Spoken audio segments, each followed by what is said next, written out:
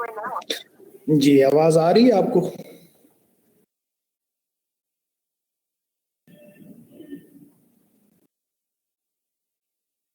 Okay.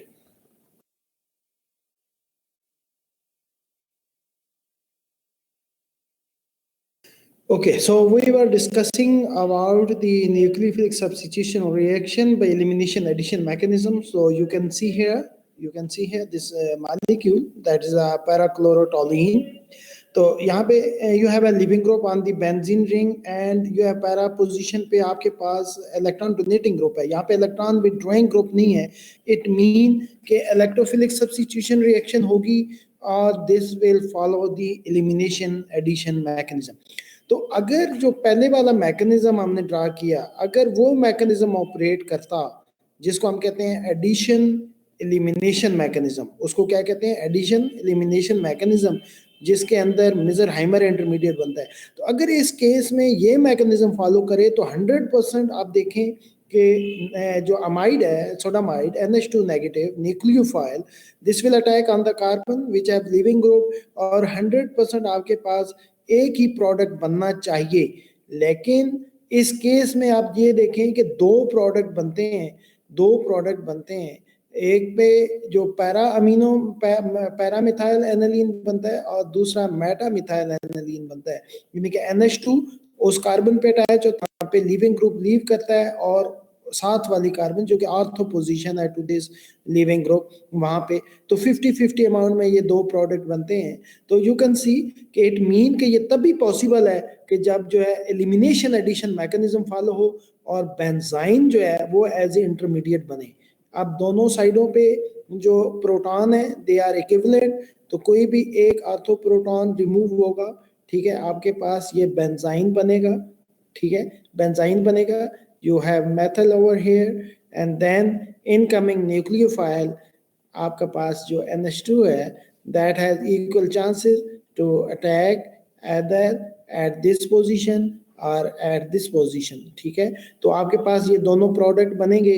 that also confirms that this reaction that is a nucleophilic substitution reaction takes place by an elimination addition mechanism and benzene is involved as a reactive intermediate. Is it fine?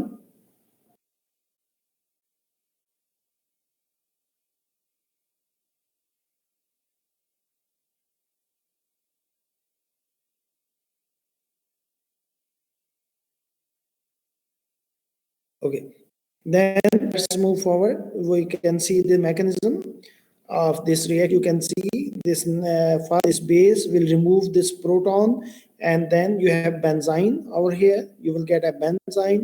Then nucleophile will attack either at this position or at this position. In this case, you will get two products that confirms that this reaction is proceed through benzene intermediate, and we call this mechanism as a elimination addition mechanism के first में elimination हुई है proton की और final step में addition हुई है nucleophile की। That's why this mechanism is designated as the elimination addition mechanism. Then you can see here two factors affect the position of the incoming group. First being the direction in which arine will form. अब जब एक substitution मौजूद हो आपके ऊपर, halogen substituted benzene के साथ कोई और सब्स्टिट्यूएंट प्रेजेंट हो, ठीक है, तो उस केस में दो फैक्टर ऑपरेट करें। फर्स्ट के बेंजाइन किस पोजीशन पे बनेगा और इनकमिंग न्यूक्लियोफाइल किस पोजीशन पे अटैच होगा, ठीक है। तो you can see here only one possibility कि आपके पास एक ही ऑर्थो प्रोटॉन है, दूसरी साइड पे प्रोटॉन नहीं है, तो डेफिनेटली बेंजाइन इस पोजीशन पे बनेगा। नाउ आप यहाँ पे आपके पास 1/4 जब सब्स्टिट्यूशन है, हेलोजेंस है, यहाँ पे लिविंग ग्रुप है, तो दोनों साइडों पे इक्वल पोजीशंस है। जिस पोजीशन पे भी बने डजंट मैटर, आप दोनों जो बेंजाइन है वो सिमिलर है because both hydrogen here they are symmetrical. This is symmetrical molecule, so you can get this benzene intermediate बनेगा। तो फर्स्ट जब एक mono substituted hello substituted molecule हो तो हमने ये डिसाइड करना है कि बेंजाइन जो है वो किस पोजीशन पे बनेगा। यहाँ पे बोथ आर इक्वल पॉसिबिलिटीज, यहाँ पे एक ही पॉसिबिलिटी है तो ये बेंजाइन बनेगा। यहाँ पे दोनों हाइड्रोजन सिमेट्रिकल हैं, एक जैसी हैं, so this is only one possibility कि ये बेंजाइन बनेगा। Now let's see what's the other factor. Now you can see here, so इस केस में जबकि 1,3 सब्स्टिट्यूशन प्रेजेंट हो, यानी कि एक सब्स्टिट्यूएंट प्रेजेंट हो और लिविंग ग्रुप के साथ उसका 1,3 रिलेशनशिप हो, तो आप देखें यहाँ पे 2 प्रोटॉन ऑर्थो अवेलेबल हैं, 2 प्रोटॉन ऑर्थो अवेलेबल हैं। अगर ये रिमूव होगा तो आपके पास ये बेंजाइन बनेगा, अगर ये रिमूव होगा तो आपके पास ये बेंजाइन बनेगा। Is it fine? So elimination of HX to form benzene. So this is electron withdrawing group जो है, अगर ये ग्रुप जो है अटैच है, ये इलेक्ट्रॉन withdrawing हो तो then this will be more acidic, this proton, then you will get this, preferably this benzene will be formed. और अगर इलेक्ट्रॉन डोनेटिंग ग्रुप हो तो then this benzyne will be form, यानी कि अदर प्रोटॉन नंबर 2 निकलेगा। ठीक है, proton number 2, if we call it proton 1, proton 2। अगर ये लिविंग ग्रुप है, हेलोजन है, और ये इलेक्ट्रॉन आपका डोनेटिंग ग्रुप है, ठीक है, ये अगर इलेक्ट्रॉन डोनेटिंग ग्रुप है then you will get this benzyne, और अगर इलेक्ट्रॉन विथड्रॉइंग है then you will get this benzyne. तो डेफिनेटली ये बेंजाइन ही बनेगा क्योंकि इलेक्ट्रॉन विथड्रॉइंग मेटा पोजीशन पे प्रेजेंट है। अगर इलेक्ट्रॉन विथड्रॉइंग ऑर्थो और पैरा पे हो तो देन जो फर्स्ट मैकेनिज्म हमने डिस्कस किया था, that is a addition elimination mechanism, फिर वो ऑपरेट करेगा। Is it fine?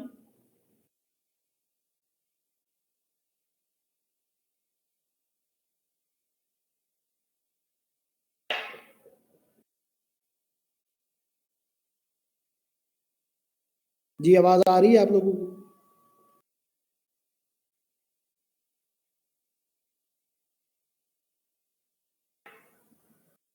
Ji okay.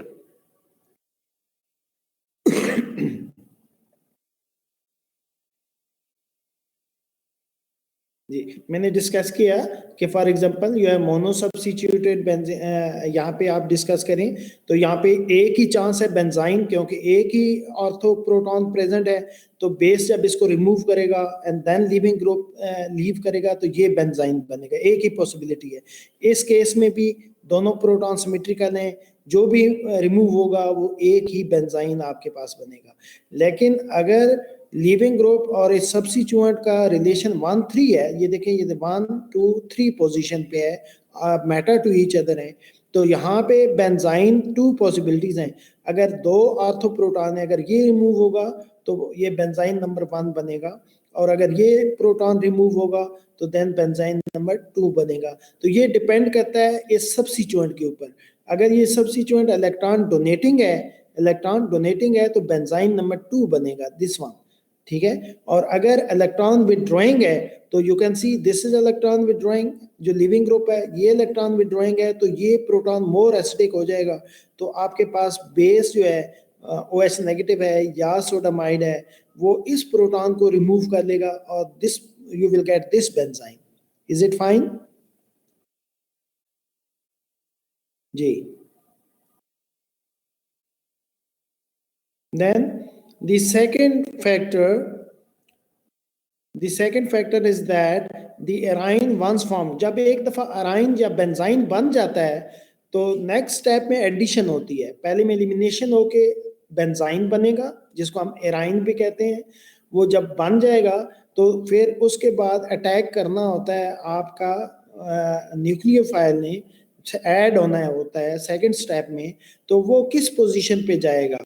The favored position for nucleophilic attack is the one that leads to the more stable carbonyl, so intermediate, and this is also depends on the field effect of the Z। इसको आप जरा explain करते हैं with example. आप ये देखें कि अगर आपके पास एक दफा बेंजाइन बन गया, ठीक है, बेंजाइन बन गया, अब न्यूक्लियोफाइल ने ऐड होना है सेकंड स्टेप में, just like see this one कि फर्स्ट स्टेप में एलिमिनेशन हुई, ठीक है, बेंजाइन बन गया।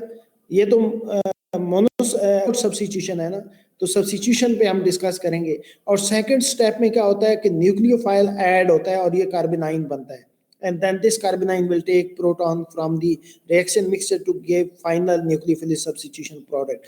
तो अब जब आपके पास एक सब्स्टिट्यूएंट प्रेजेंट है, अगर ये इलेक्ट्रॉन विथड्रॉइंग ग्रुप है, अगर ये इलेक्ट्रॉन विथड्रॉइंग ग्रुप है, देन यू कैन सी अगर न्यूक्लियोफाइल यहाँ पे अटैक करे, यहाँ पे अटैक करे, so this bond will break in this way and you will get this carbanion. ठीक है, from para attack negative charge close to electron withdrawing. जब पैरा अटैक होगा न्यूक्लियोफाइल का और ये सब्स्टिट्यूएंट इलेक्ट्रॉन विथड्रॉइंग है, तो ये जो कार्बोनाइन बना नेगेटिव चार्ज, ये इलेक्ट्रॉन विथड्रॉइंग के क्लोज है। और अगर आपका अटैक जो है वो इस पोजीशन पे हो जाए तो नेगेटिव चार्ज यहाँ पे बनेगा। अब जो नेगेटिव चार्ज है ये इलेक्ट्रॉन विथड्रॉइंग ग्रुप से अवे है, तो अब डेफिनेटली फेवर्ड पोजीशन जो न्यूक्लियोफाइल की अटैक की है वो पैरा पोजीशन होगी, क्योंकि इस केस में कार्बोनाइन मोर स्टेबल बनेगा क्योंकि इलेक्ट्रॉन विथड्रॉइंग के क्लोज हो जाएगा। Is it fine? Now you can सी अगर ये बेंजाइन बना है, अब दो पोजीशन है कि इनकमिंग न्यूक्लियोफाइल या तो इस पोजीशन पे अटैक करेगा या इस पोजीशन पे अटैक करेगा। तो अगर वो मेटा पोजीशन पे अटैक करता है तो नेगेटिव चार्ज मोर क्लोज हो जाएगा इलेक्ट्रॉन विथड्रॉइंग ग्रुप के और वो उसको ज्यादा स्टेबलाइज रहेगा। अगर न्यूक्लियोफाइल का अटैक ऑर्थो पोजीशन पे हो जाए तो जो कार्बोनाइन बनेगा वो आपके पास यहाँ पे बनेगा, इस पोजीशन पे मेटा पे, तो वो अवे हो जाएगा from Meta attack negative charge closure to electron from ortho attack. अगर आर्थो पे हो तो ये रॉन्ग है, इसको हम दोबारा ड्रॉ कर देते हैं। ठीक है, अगर इस पोजीशन पे अटैक कर जाए वंस बेंजाइन इज फॉर्म, अगर इस पोजीशन के पास आपके पास अटैक करेगा यहाँ पे न्यूक्लियोफाइल, जो कि न्यूक्लियोफाइल इस पोजीशन पे अटैक करेगा तो नेगेटिव चार्ज यहाँ पे आएगा and you have electron withdrawing group over here. Now you can सी कि नेगेटिव चार्ज जो है इस केस में इलेक्ट्रॉन विथड्रॉइंग ग्रुप से अवे हो गया है, तो वो इस नेगेटिव चार्ज को इतना ज्यादा स्टेबलाइज नहीं करेगा। सो प्रेफर्ड पोजीशन न्यूक्लियोफाइल की, जबकि इलेक्ट्रॉन विथड्रॉइंग ग्रुप प्रेजेंट हो तो न्यूक्लियोफाइल इस पोजीशन पे अटैक करेगा जहां पे negative charge is more closer to the electron withdrawing group. Is it fine? तो हमने देखना है कि फर्स्ट केस में दो फैक्टर हैं कि जब भी ऐसा मॉलिक्यूल हो जो कि एलिमिनेशन एडिशन मैकेनिज्म से जिस पे न्यूक्लियोफिलिक सब्स्टिट्यूशन रिएक्शन होना हो, तो पहले हमने देखना है कि बेंजाइन किस डायरेक्शन में बनेगा। जब वंस बेंजाइन फॉर्म हो जाएगा तो न्यूक्लियोफाइल किस पोजीशन पे प्रेफरेबली अटैक करेगा। Is it fine? You got this points?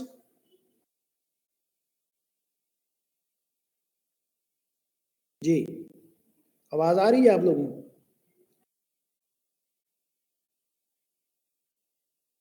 Okay, अगर इलेक्ट्रॉन डोनेटिंग ग्रुप प्रेजेंट हो, अगर इलेक्ट्रॉन डोनेटिंग ग्रुप प्रेजेंट हो, you can see, so then what will be the situation? Now you can see this is a molecule, तो यहाँ पे एक ही possibility है, यही बेंजाइन बने। ठीक है, एक ही बेंजाइन के बनने की पॉसिबिलिटी है। अब नेक्स्ट स्टेप में न्यूक्लियोफाइल ने अटैक करना है। Nucleophile can attack either eight this position para position और एट द मेटा पोजीशन। तो प्रेफरेबल जो प्रोडक्ट बनेगा वो कौन सा बनेगा?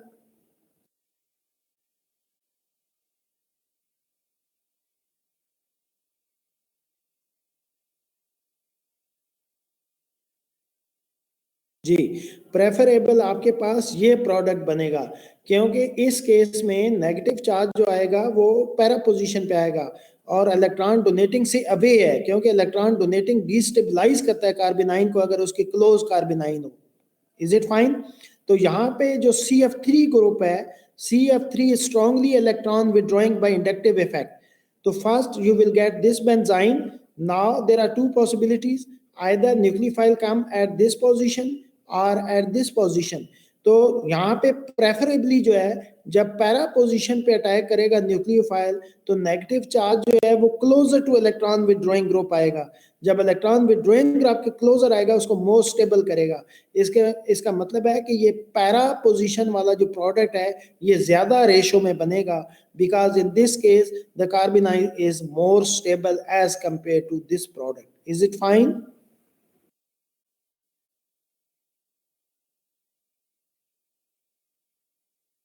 तो आप देखें इलेक्ट्रॉन विड्रॉइंग ग्रुप को, तो जब न्यूक्लियोफाइल पैरा पोजीशन पे अटैक करता है तो नेगेटिव चार्ज जो है वो क्लोजर आ जाता है इलेक्ट्रॉन विड्रॉइंग ग्रुप के, तो इसको डिस्पर्स करके इसको ज्यादा स्टेबलाइज करता है, जबकि पैरा पोजीशन पे इलेक्ट्रॉन विद कार्बोनाइन जो है नेगेटिव चार्ज ए है। So this will be a prefer attack of the nucleophile at the para position, more stable कार्बोनाइन।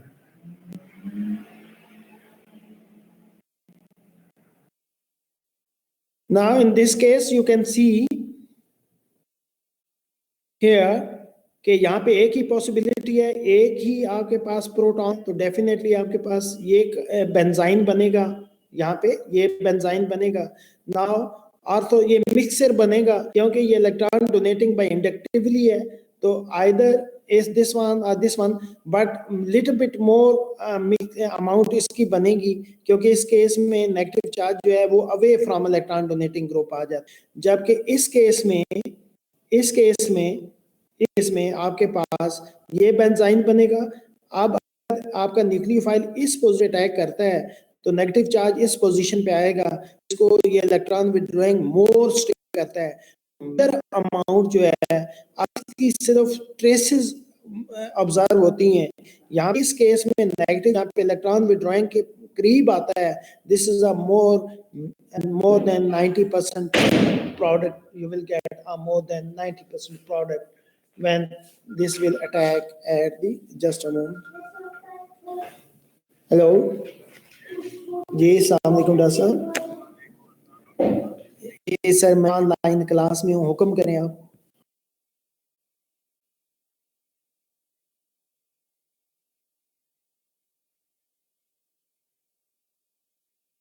जी, तो इस केस में आप यहाँ पे आप देखें कि आपके पास this is ortho methoxy chlorobenzene है। जब आप फर्स्ट केस में सोडामाइड से रिएक्ट करेंगे, ओनली वन पॉसिबिलिटी है, एक ही ऑर्थो प्रोटॉन है, तो ये डेफिनेटली ये बेंजाइन बनेगा।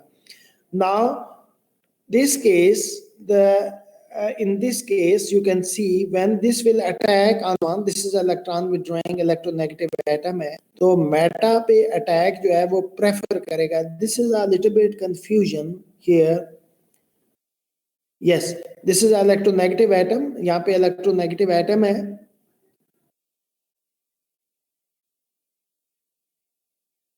लेकिन let me confirm here, let me confirm कि यहाँ पे मुझे कुछ कंफ्यूजन लग रही है कि मेरे ख्याल में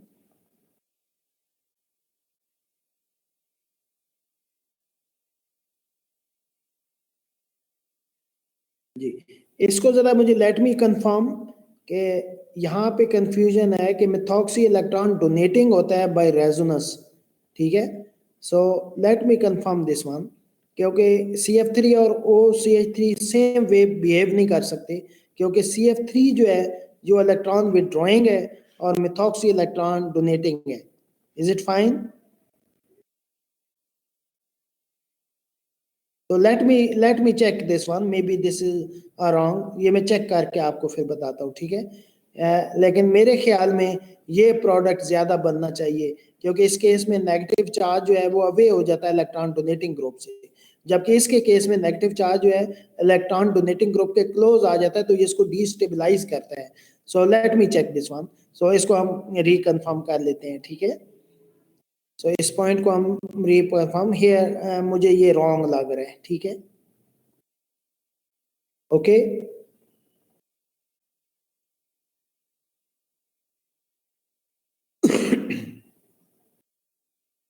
तो in this case these are few of the examples, I will आपको पॉइंट समझ आ गया कि बेंजाइन किस डायरेक्शन में बनेगा और इनकमिंग न्यूक्लियोफाइल जो है वो किस पोजीशन पे आएगा। This depends on the stability of carbanion, कि कार्बोनाइन को जो है जो ज्यादा स्टेबल करेगा वो प्रेफरेबली प्रोडक्ट बनेगा। Is it fine?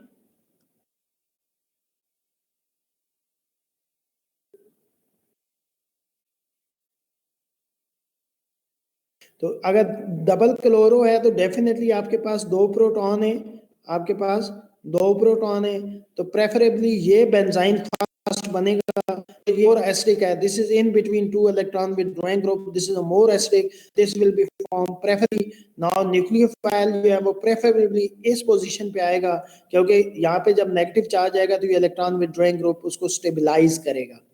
ठीक हो गया।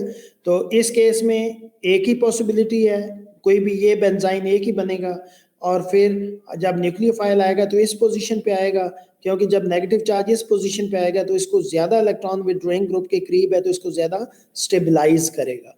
ठीक हो गया जी।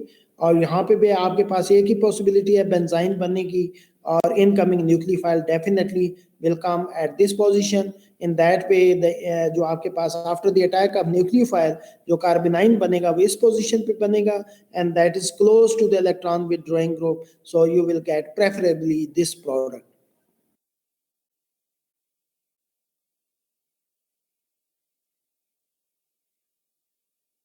So you can see in this case you have this para-bromotoluene, so definitely one of the benzene will be formed आपके पास after the removal, after elimination you will get this benzene. So here we'll get a benzene, and then here we have a methyl group, we have a methyl group, and then definitely now incoming nucleophile have two possibilities. Nucleophile NH2 will either attack para position or the meta position. So you can see you will get a 50% mixture of 2-1, क्योंकि यहाँ पे methyl इतना electron donating नहीं होता, only inductively electron donating होता है, ये resonance से इलेक्ट्रॉन डोनेशन नहीं था। ठीक है, तो यहाँ पे ऑलमोस्ट 50-50% आपके पास मिक्सर बनेगा।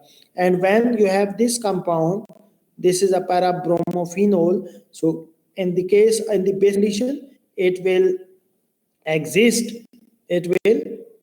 in the phenoxide ion and sodamide strong base. This will remove one of the proton, although you will get this benzene, then again anion is far apart. So you can see when now there are two chances, either this will attack at this position or it will attack at this position. तो अगर ये Meta position पे attack करेगा तो कार्बोनाइन आपके पास para position पे बनेगा। Now from this negative charge, ये स्ट्रांगली इलेक्ट्रॉन डोनेटिंग है बाय रेजोनेंस, तो ये अवे हैं, दोनों नेगेटिव चार्ज एक दूसरे के अवे हैं, तो ये मोर स्टेबल सिचुएशन है, this is a more stable situation. And then अगर वो इस पोजीशन पे अटैक करेगा तो नेगेटिव चार्ज इसके क्लोज आ जाता है to this negative charge on the object. तो एंड पे आप you can see this will pick up the proton from the reaction mixture and you will get a final product, that is a nucleophilic substitution product by elimination addition mechanism in which benzene is formed as a reactive intermediate. So another mechanism जिसको हम SNI mechanism कहते हैं, this is not SN1, this is SNI mechanism, nucleophilic substitution। ठीक है, SNI mechanism इसको कहते हैं, SN1 की तरह होता है, जिसमें आपके डायएज़ोटाइजेशन से होता है, किससे? डायएज़ोटाइजेशन से। So diazotization you can easily do from the any nitrobenzene, इसको डायएज़ोटाइज कर सकते हैं आप। I will show you the mechanism. And then diazotization को आप अगर हीट करें तो very neutral molecule NH2 nitrogen eliminate हो जाता है, -N2 नाइट्रोजन एलिमिनेट हो जाता है, and you will get this aryne cation, and then this will be attacked by a nucleophile. So this is same position पे substitution होती है nucleophile की, जहां से ये लीविंग ग्रुप जो है वो लीव करता है, तो इसको हम बेसिकली कहते हैं SNI mechanism. SNI just like SN1 type of mechanism होता है, जिसमें एक एराइन कीटाइन बनता है एंड देन न्यूक्लियोफाइल सब्स्टिट्यूट कर देता है। So what is the mechanism of this one, कि आप सोडियम नाइट्राइड आप इसको अगर एसिड से ट्रीट करें, सो you will get this nitrous acid, then it will again protonated because you have OH will be protonated to be converted into a good leaving group, then you can see this will generate a triple bond and this will leave as a leaving group. Then you get NO positive, NO positive. Now you have amine. Amine will attack on this nitrogen and this triple bond will break in the favor of oxygen.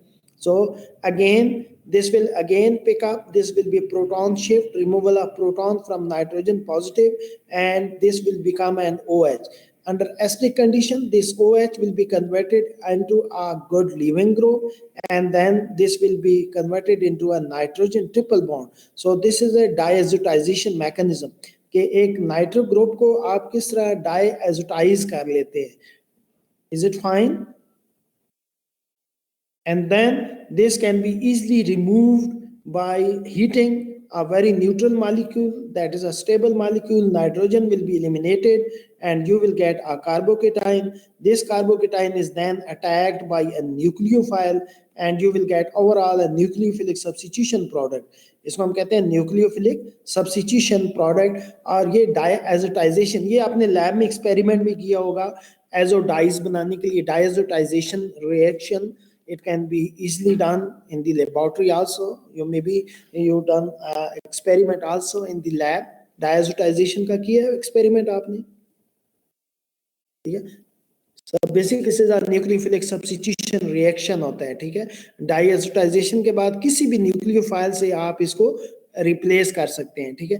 इसके एक example है, one of the example, कि अगर आपको ये phenol से replace करना हो, कोई भी आपके पास प्रोडक्ट हो, कोई भी आपके पास एक प्रोडक्ट हो, स्टार्टिंग मटेरियल हो, जिस तरह टॉलीन है, जिस तरह टॉलीन है आपके पास CH3, और इससे आपको बनाना हो, सिंथेसाइज करना हो, पैरा मिथाइल फिनोल बनाना हो, यानी पैरा पोजीशन पे OH ग्रुप को अटैच करना हो, तो किसी भी और तरीके से आप ये अटैच नहीं कर सकते. कोई भी और सोर्स OH का नहीं हो सकता कि यहाँ पे पैरा पोजीशन पे OH ग्रुप अटैच हो जाए इसके, ठीक है. अगर इस तरह का कंपाउंड आपको बनाना हो तो this you can easily synthesize by diazotization reaction. So directly जो है आप इसको सिंथेसाइज इस अल्काइल बेंजीन से डायरेक्टली ये कंपाउंड नहीं बना सकते. तो यू कैन इजीली डू कि अगर आप टॉलीन की आप नाइट्रेशन करें तो डेफिनेटली पैरा नाइट्रोटॉलीन बनेगी. आप नाइट्रो ग्रुप को आप इजीली रिड्यूस कर सकते हैं into amino group, and then you can use sodium nitrite से HCl के प्रेजेंस में NH2 को diazotize कर सकते हैं. You will get this diazotization salt. This is a salt. Then अगर आप इसको water से treat करें, heat करें, तो definitely first this nitrogen will be removed and H2O will be attacked at this position, and finally you will get your desired product. So this is one of the synthetic application of this diazotization reaction. तो basically इसको हम SNI mechanism, ये nucleophilic substitution reaction है जो कि SNI mechanism से होता है. This mechanism we call it as SNI mechanism. So you can easily synthesize. This is a stable diazotization salt जो है ये stable है, आप फ्रेशली प्रिपेयर भी कर सकते हैं और किसी भी न्यूक्लियोफाइल से आप इजीली इसको रिप्लेस कर सकते हैं. अगर आप पोटेशियम आयोडाइड से रिप्लेस करें रिएक्शन इसका, तो यू कैन आइडो सब्स्टिट्यूटेड बेंजीन. अगर कॉपर हेलाइड से करें, क्लोराइड ब्रोमाइड या साइनाइड है, तो you can easily replace this chloride bromide cyano group at this position. So this is the synthetic application of this diazotization reaction. You can replace this group with any nucleophile, ठीक है. तो ये these are the exactly जिस position पे आप करना चाहते हैं, जिस पोजीशन के ऊपर आपने डायजोटाइजेशन की है, उसके ऊपर कोई भी आप न्यूक्लियोफाइल को रिप्लेस कर सकते हैं. सो this is synthetically very important reaction. तो बेसिकली ये मैकेनिज्म है, इसको इस न्यूक्लियोफिलिक सब्स्टिट्यूशन रिएक्शन को एरोमेटिक रिंग के ऊपर जो है उसको हम कहते हैं दैट इज SNI mechanism, ठीक है. ये Sandmeyer reaction is one of the example, ठीक है. सैंडमायर रिएक्शन भी है. सैंडमायर में फ्री रेडिकल रिएक्शन होता है, ठीक है, कॉपर आयोडाइड के साथ. सो नेम रिएक्शन के अंदर ये सैंडमायर रिएक्शन है. This I will explain you the complete mechanism of this Sandmeyer reaction. ठीक है। सो बेसिकली ये फ्री रेडिकल टाइप मैकेनिज्म कर देता है वहां पे।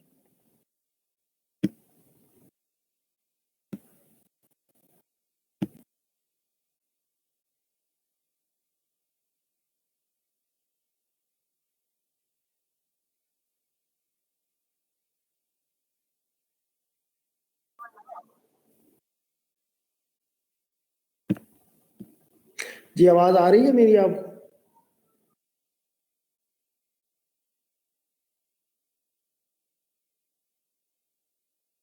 Okay, now this topic is almost finish. हमने डिटेल में पढ़ा इलेक्ट्रोफिलिक सब्स्टिट्यूशन रिएक्शंस पहले हमने पढ़े, देन हमने न्यूक्लियोफिलिक एरोमेटिक सब्स्टिट्यूशन पढ़े जिसमें हमने दो मैकेनिज्म डिस्कस किए, एक एडिशन एलिमिनेशन मैकेनिज्म जिसके अंदर मिजर-हाइमर कॉम्प्लेक्स या इंटरमीडिएट बनता है, और दूसरा मैकेनिज्म हमने पढ़ा एलिमिनेशन एडिशन मैकेनिज्म जिसमें आपके पास बेंजाइन इंटरमीडिएट बनता है। तो आपको कैसे पता चलेगा कि ये न्यूक्लियोफिलिक सब्स्टिट्यूशन जो एरोमेटिक रिंग के ऊपर हुई है ये एडिशन एलिमिनेशन से हुई है या एलिमिनेशन एडिशन मैकेनिज्म से हुई है? तो जब भी आपके पास कोई भी हेलो सब्स्टिट्यूटेड बेंजीन हो और उसके आर्थो या पैरा पोजीशन के ऊपर इलेक्ट्रॉन विड्रॉइंग ग्रुप अटैच हो, स्ट्रांगली इलेक्ट्रॉन विड्रॉइंग, तो आपने समझ जाना है कि ये जो न्यूक्लियोफिलिक सब्स्टिट्यूशन रिएक्शन है ये एडिशन एलिमिनेशन मैकेनिज्म से हुआ है जिसमें मिजर हाइमर इंटरमीडिएट बनता है। और अगर ऑर्थो पैरा पे इलेक्ट्रॉन विड्रॉइंग ग्रुप प्रेजेंट नहीं है, कोई भी मेटा पे है या कोई इलेक्ट्रॉन डोनेटिंग ग्रुप प्रेजेंट है, तो तब वो फॉलो करेगा एलिमिनेशन एडिशन मैकेनिज्म जिसके अंदर बेंजाइन इंटरमीडिएट बनता है। Is it fine? You got my point?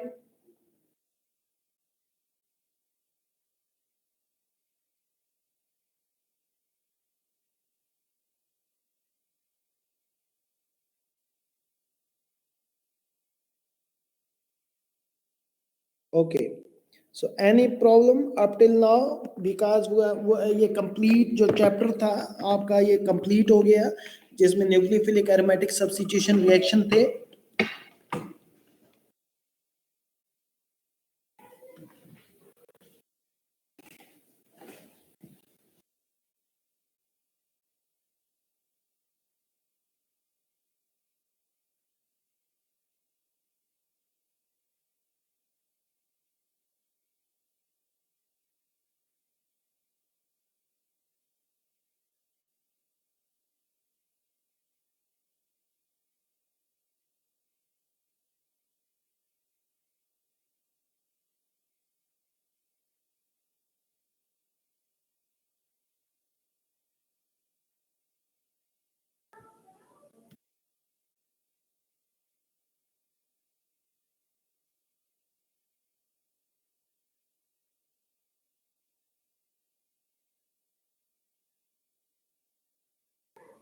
So just a moment.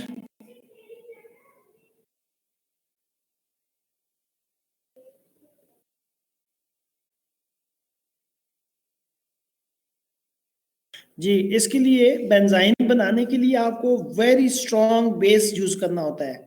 ठीक है, बेंजाइन बनाने के लिए बेंजाइन तभी बनेगा क्योंकि बेंजाइन जो एलिमिनेशन एडिशन मैकेनिज्म है वो इतना इजीली नहीं होता, इतना इजीली नहीं होता, वेरी ड्रास्टिक कंडीशन चाहिए होती है आपको।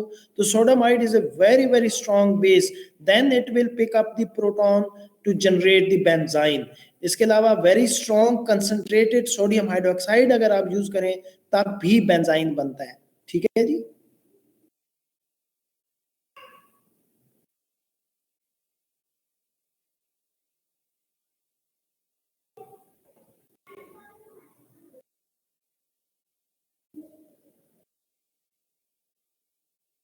So just a moment. I can do one thing.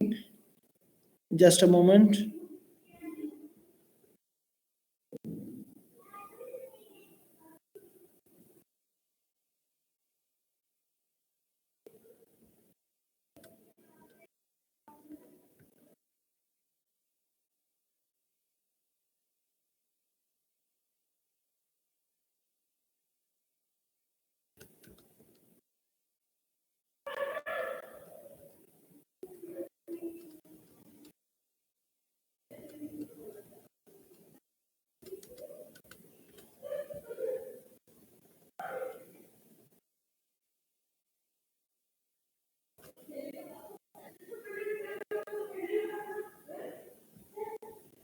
तो एक एक्सरसाइज है, ठीक है।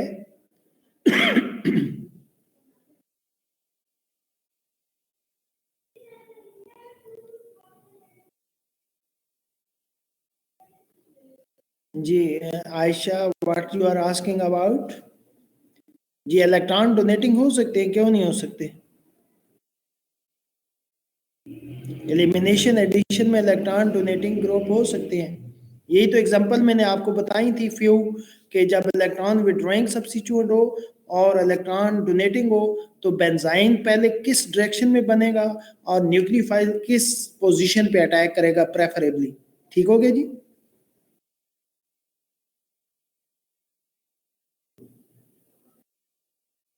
जी आवाज आ रही है आप लोगों को?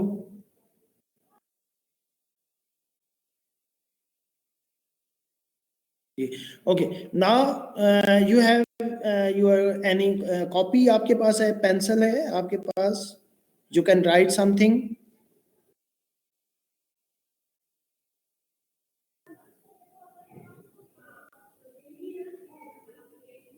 Okay, I will give you one problem. Just a moment.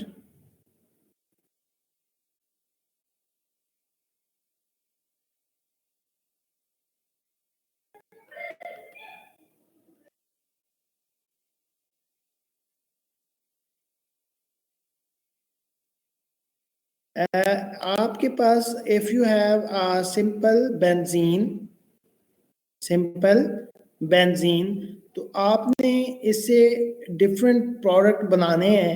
One, आपने you have to synthesize para nitro aniline, para nitro aniline NH2 NO2,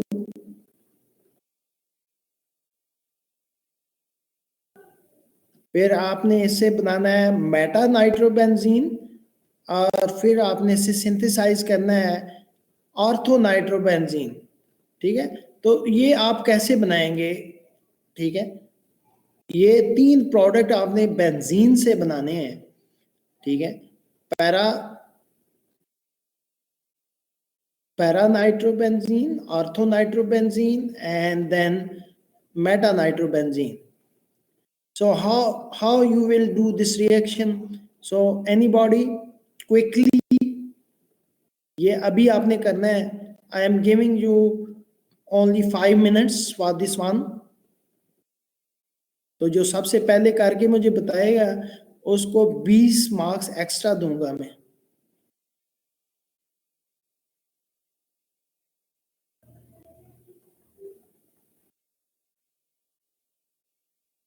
ठीक है जी।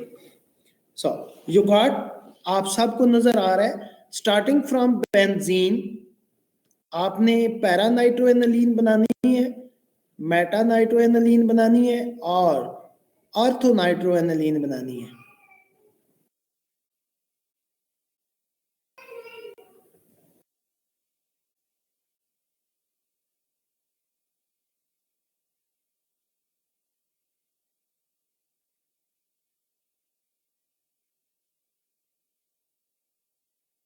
जी सबको नजर आ रहा है स्लाइड?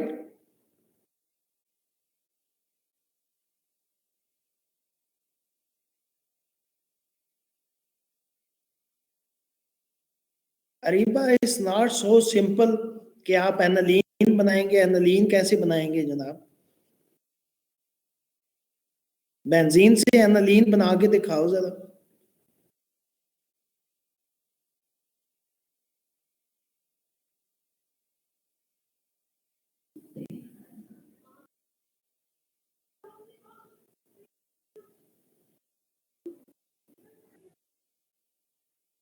जी सो किसको 20 मार्क्स चाहिए?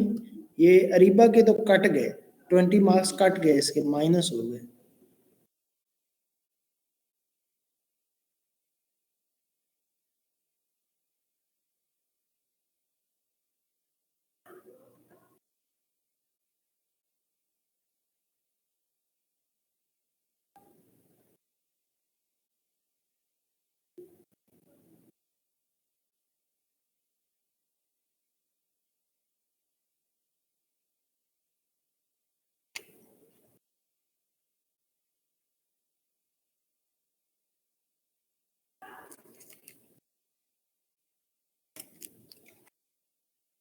जी।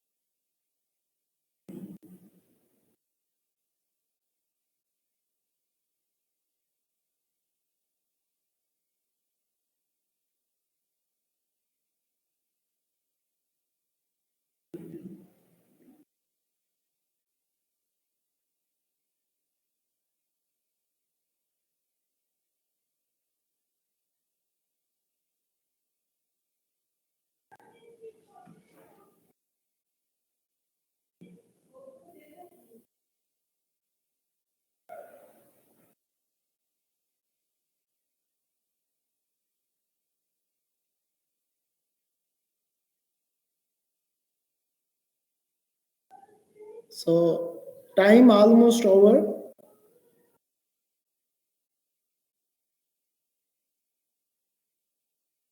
Time almost over. Nobody wants to get 20 extra marks.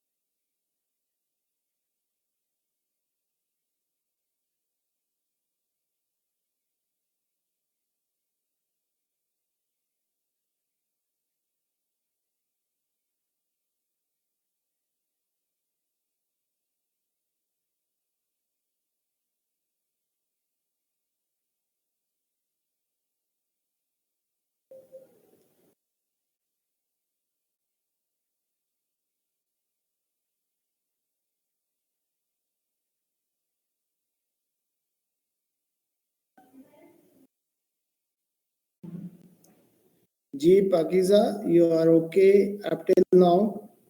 What next will happen?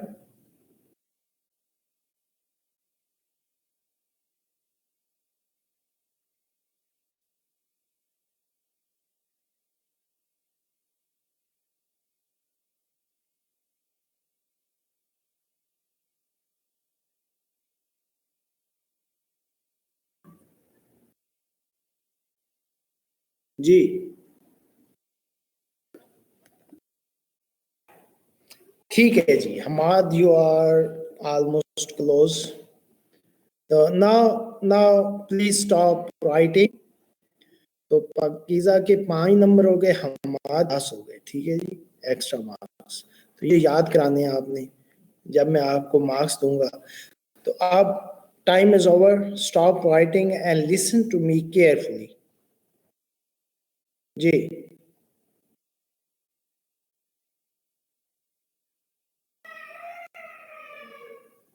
Ji, stop कर दिया जी आप? Everybody listening?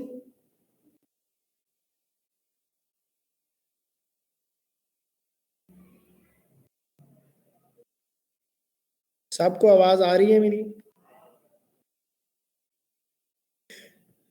Okay, now listen carefully, हम स्टेप बाय स्टेप बनाएंगे, ठीक है?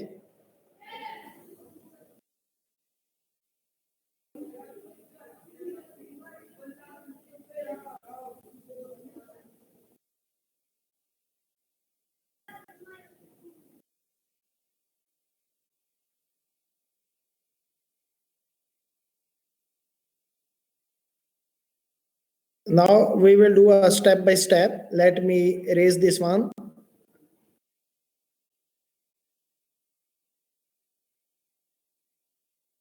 Okay, so first you can see कि बेंजीन से हम नाइट्रेशन करेंगे, बेंजीन के हम नाइट्रेशन करेंगे, NO2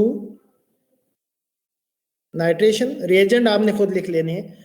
फिर इसको 10 HCl से रिड्यूस करेंगे, 10 HCl रिड्यूसिंग एजेंट है, रिड्यूस करेंगे, अमीनो में कन्वर्ट करेंगे, ठीक है? तो सो 10 HCl is a reducing agent. So now you will get amino benzene, aniline.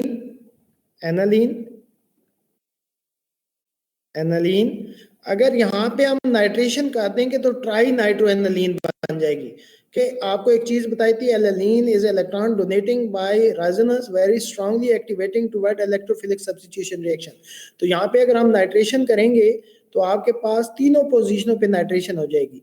तो फर्स्ट इसकी एसिटाइलेशन करेंगे आप एसिटिक एनहाइड्राइड से, ताकि हमने एनालीन की रिएक्टिविटी को towards the electrophilic reaction reduce करना है, ठीक है? इसकी एसिटाइलेशन करेंगे हम, NH और acetyl group will be attach to this amino group, you will get N acetylation. आप देखें अब इसकी रिएक्टिविटी कम हो गई है, क्योंकि लोन पेयर आप डीलोकलाइज हो जाता है ऑक्सीजन की तरफ भी। तो आप इसकी जब नाइट्रेशन करेंगे तो definitely nitro group will go to the para position, ortho पे नहीं जाएगा, क्योंकि वहां पे because of the bulky group steric hindrance भी है।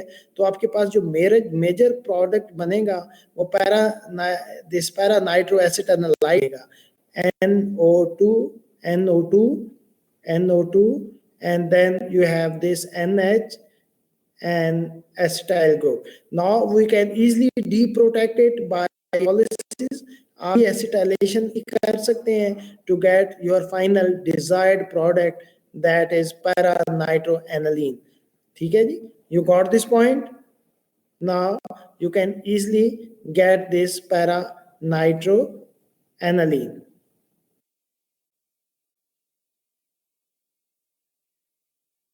So this was your desired product. So in this way, how you can synthesize this product. Is it fine? You got this point?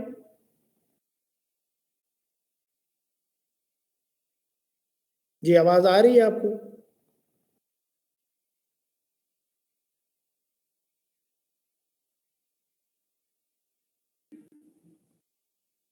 Okay, now अगर हमने Meta बनाना है benzene से, आपने Meta position पे लगाना है नाइट्रो ग्रुप, तो हम क्या करेंगे कि फर्स्ट बेंजीन की नाइट्रेशन करेंगे, उसको रिड्यूस करेंगे अमीनो ग्रुप में, इसको HCl से ट्रीट करेंगे। HCl से जब ट्रीट करेंगे तो इसकी प्रोटोनेशन हो जाएगी, अमीनो ग्रुप की क्या हो जाएगी, प्रोटोनेशन ग्रुप हो जाएगी, ठीक है? NH3 पॉजिटिव बन जाएगा, NH3 पॉजिटिव। तो एनालीन जो पहले इलेक्ट्रॉन डोनेटिंग था और आर्थो पैरा डायरेक्टिंग था, अब वो मैटर डायरेक्टिंग हो जाएगा, क्योंकि आप नाइट्रोजन पे पॉजिटिव आने से ये इलेक्ट्रॉन विड्रॉइंग हो जाएगा, ठीक है? इसकी जब आप नाइट्रेशन करेंगे तो आप जब ये इलेक्ट्रॉन विड्रॉइंग ग्रुप है तो हमको क्या होता है कि ये डीएक्टिवेटिंग होते हैं और मैटर डायरेक्टिंग होते हैं। तो now the incoming nitro group will go to the meta position. किस पोजीशन पे जाएगा? मेटा पोजीशन पे, NH3 positive and then you have a nitro at the meta position. तो आप इसको डीप्रोटोनेट कर दें, आप इसको बेस से ट्रीट करें, न्यूट्रलाइज करें, you will get your desired product. Is it fine? तो ये सारी चीजें आप लोगों ने पढ़ी हुई हैं, पढ़ी है कि नहीं पढ़ी? ओनली उसको अप्लाई करना है आपने। तो इसको न्यूट्रलाइज करेंगे आप, you will get this desired meta nitro aniline. You got this point? जी। अब हमने आर्थो नाइट्रो बनाना है, ठीक है। अब तीसरा जो डिजायर्ड प्रोडक्ट था वो आर्थो नाइट्रो एनालीन था। तो first in the similar way आपने इसका एनालीन बना लेनी है, nitro and then reduced aniline. फिर देन आप इसको कर लें, इसको इसकी एसिटाइलेशन कर लें, इसकी एसिटाइलेशन कर लें। हमने आर्थो पे बनाना है, ठीक है। इसकी रिएक्टिविटी को कम करना है, एसिटाइलेशन कर लें, NH double bond O acetic anhydride से you can easily do an acetylation. अब इसकी सल्फोनेशन करें, इसकी सल्फोनेशन करें। तो sulfonation definitely electrophilic substitution reaction है, तो वो पैरा पोजीशन पे सल्फोनेशन हो जाएगी। किस पोजीशन पे? पैरा पोजीशन पे। हमने पैरा पोजीशन को ब्लॉक करना है, क्योंकि अगर हम नाइट्रेशन उसके बगैर करेंगे तो पैरा पोजीशन पे नाइट्रेशन हो जाएगी, ठीक है जी। तो हमने एन एसिटाइल, ये जो एसिटाइल है, इसकी सल्फोनेशन की, you will get a sulphonic group SO3H eight the para position. अब इसकी जब आप नाइट्रेशन करेंगे तो definitely nitration will go at the meta position, क्योंकि नाइट्रेशन करने इसकी, तो नाइट्रेशन पैरा पे तो ब्लॉक हो गई है। तो आप इसको आर्थो पोजीशन पे अब नाइट्रो ग्रुप जाएगा। अब नाइट्रो ग्रुप किधर जाएगा? आर्थो पोजीशन पे, कि पैरा पोजीशन को आपने इजीली ब्लॉक कर लिया है। NH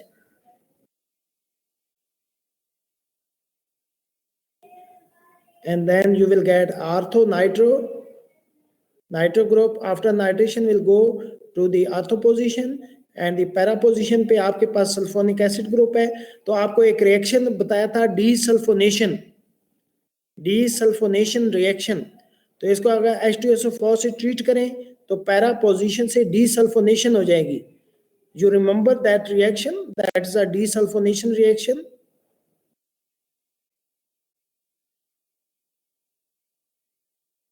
Then you will get a desulfonated product. Now at ortho position, you have a nitro group, and here you have an acetyl group. और अब फाइनल स्टेप में हम एसिटाइल ग्रुप को भी इजीली रिमूव कर सकते हैं, जस्ट हाइड्रोलाइज करें, ठीक है। हाइड्रोलाइज करें, डी एसिटाइलेशन हो जाएगी and you will get your desired product, that is ortho nitro aniline.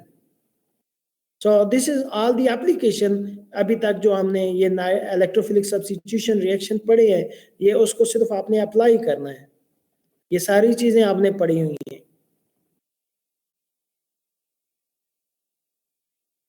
Is it fine? Now this was our desired product. You got this point? Ji.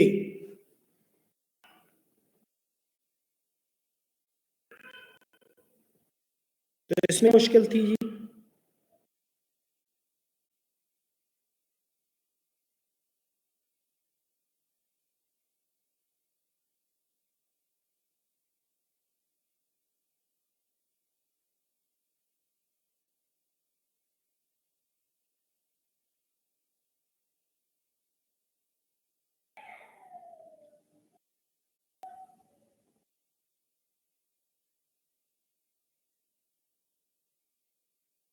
Okay, I will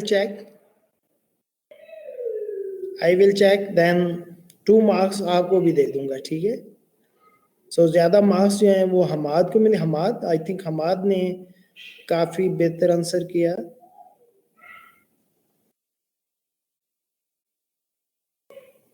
then Okay. So where is your CR? Who is CR?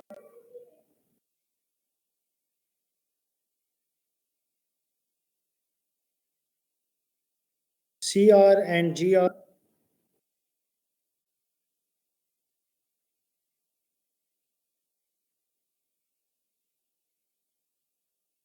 So CR, please send a message and your email address, and G also.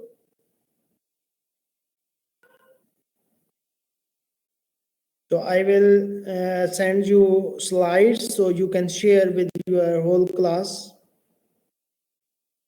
ठीक है जी, तो मैं आपको send कर दूंगा slide, और फिर आप सबको सेंड कर दीजिएगा through email. Is it okay? Swine.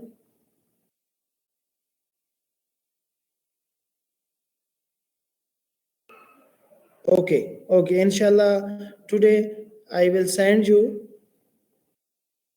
So how was today? You got everything today जो हमने पढ़ा, आपको समझ आई है? Any problem in this one?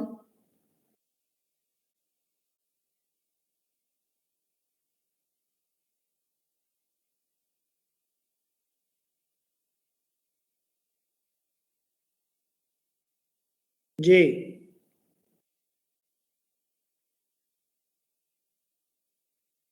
Any problem? तो आप इंटरेस्ट लेके पढ़ते भी हैं कि नहीं, या ऑन करके या गायब हो जाते हैं? इंटरेस्ट लेते हैं ड्यूरिंग क्लास?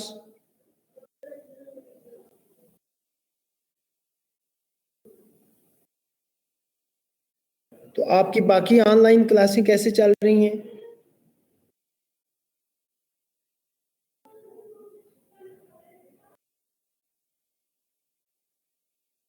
जी, आपकी बाकी क्लासें ठीक चल रही हैं?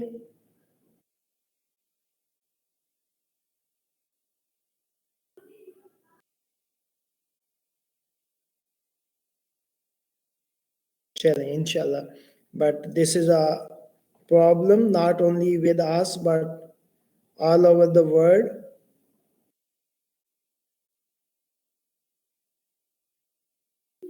तो इंशाल्लाह ट्राई योर बेस्ट. सो हम लोग भी ट्राई कर रहे हैं कि कोशिश करें कि आपको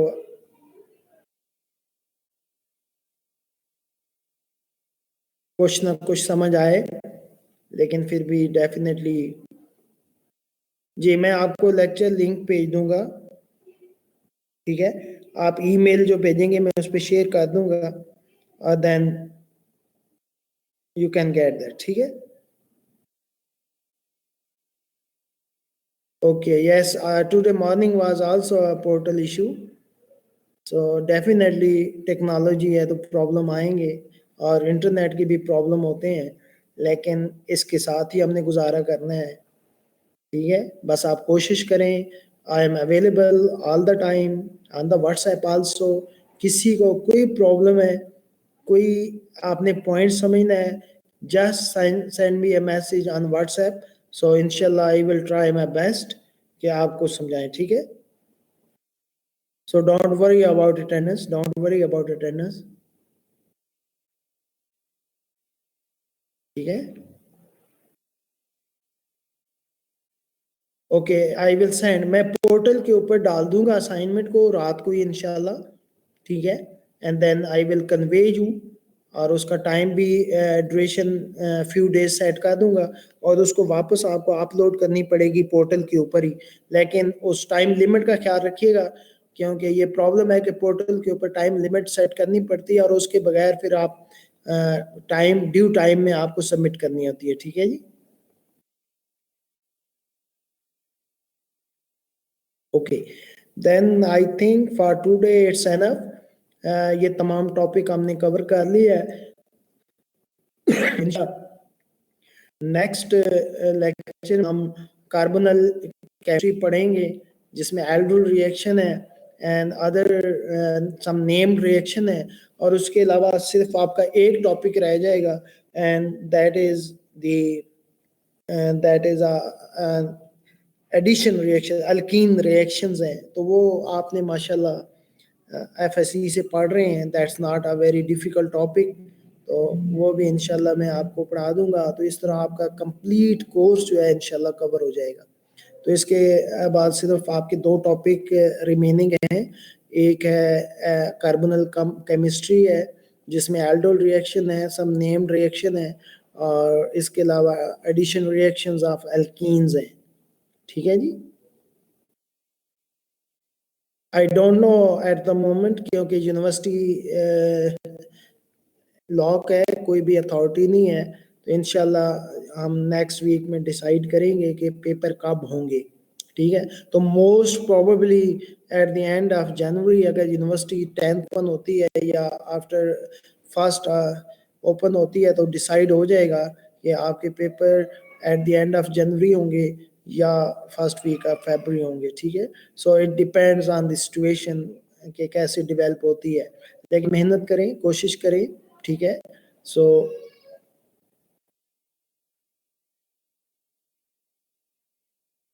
ओके, लैब इंशाल्लाह हम कोशिश करेंगे कि अगर यूनिवर्सिटी ओपन होगी तो इंशाल्लाह आपको लैब ज़रूर होगी। ठीक है, तो हम इतना टाइम गेन करेंगे, आपकी लैब हो जाए, लैब हो जाएगी, डोंट वरी अबाउट दैट। ठीक है, सिर्फ आप शौक से पढ़ें, टाइम ज़ाया नहीं करना है, और देखें कि आपने ऐसा एक ग्रेजुएट नहीं होना कि जो नॉर्मली हम कहते हैं कि कोरोना ग्रेजुएट नहीं होना।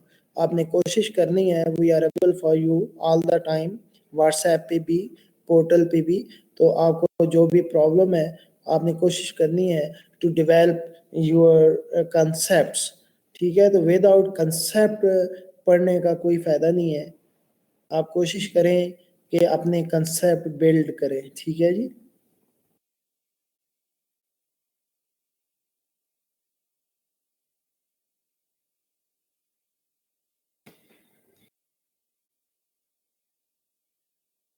Okay ji, then thank you. I think we can close for today. अल्लाह हाफिज। अल्लाह आपको अपनी अमान में रखे। Take care of yourself, your families, your friend, everybody. और इंशाल्लाह जिसका मुर्गा था वो मुर्गा ज़रूर खाना है आपने। ठीक है, व्हेन यूनिवर्सिटी विल बी री ओपन, ठीक है, तो आपने याद कराना है, हमने वो मुर्गे को नहीं छोड़ना। ठीक है, अल्लाह हाफिज जी, टेक केयर, अल्लाह हाफिज।